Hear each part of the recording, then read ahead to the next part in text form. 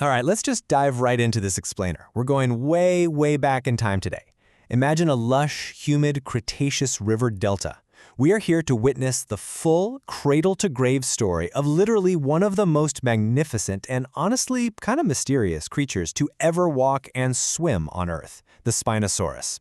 This isn't just about looking at dry bones in a museum, guys. We're going to follow this predator's actual life story from beginning to end. Picture this. You're standing right there on a muddy prehistoric bank. The air is ridiculously thick and humid. And right there, down at your feet, in a little nest near the water's edge, is this highly textured dinosaur egg. It's just starting to crack open. Right inside that fragile little shell, that's where the epic story of a true river giant actually kicks off. Part 1. Birth of a Predator. So, we're tracing 3 huge, defining acts in this creature's life. We start with a tiny hatchling in a muddy nest, watch it grow into this towering hunter, dominating the murky waters, and then, finally, see it resting as a scarred elder on a sandy bank. It's a complete, incredible life cycle that really puts the insane scale of this animal's existence into perfect perspective.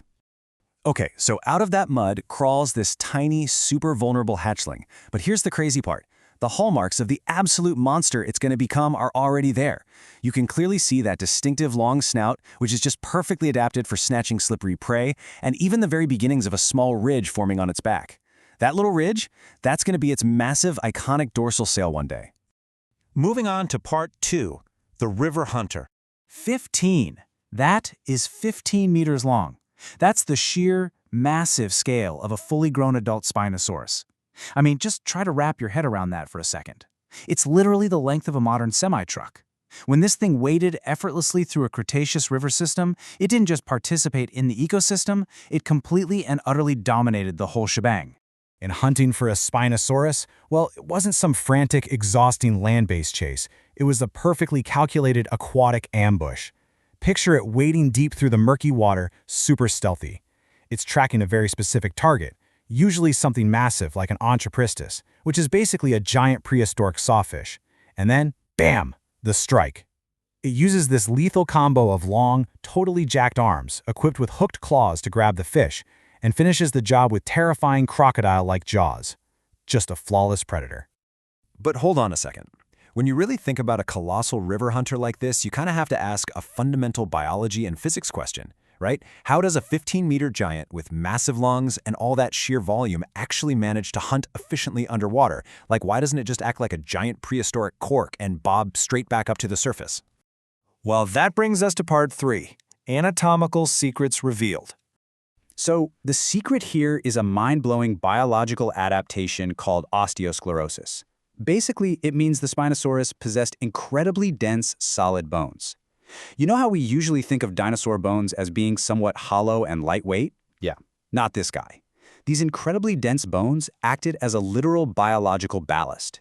They gave it the perfect amount of weight to counteract its natural buoyancy, letting it sink down and swim with just ridiculous efficiency. And honestly, its internal mechanics were an absolute masterclass in aquatic adaptation. On top of the dense bone ballast, it had these flat, paddle-like tail vertebrae. So its tail wasn't just dragging uselessly behind it, it actually propelled the massive dinosaur side to side through the rivers, very much like a modern crocodile. And to fuel all of that intense underwater exertion, it had a massive respiratory system packed into those internal organs, letting it sustain crazy amounts of energy while totally submerged. Which leads us to our final, emotional chapter. Part 4, the final twilight. Eventually, the relentless river current of time slows down for every living thing, even the greatest giants. Imagine an elderly, heavily scarred Spinosaurus resting peacefully on a sandy bank under a brilliantly colored sunset. Every single one of those scars tells a story, you know? Countless underwater battles with giant sawfish, dodging rivals, just surviving the absolutely harsh realities of the Cretaceous period.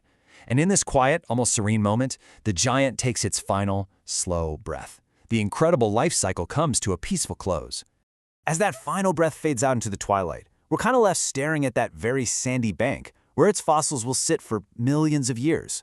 It really leaves us with a compelling question.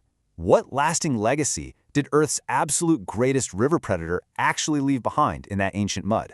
What other wild, unimaginable biological secrets are still hiding out there in the fossil record, just waiting for us to dig them up and understand them? Man, it just leaves you with such a profound appreciation for the science that brings these ancient stories back to life. Something to think about next time you imagine these incredible creatures.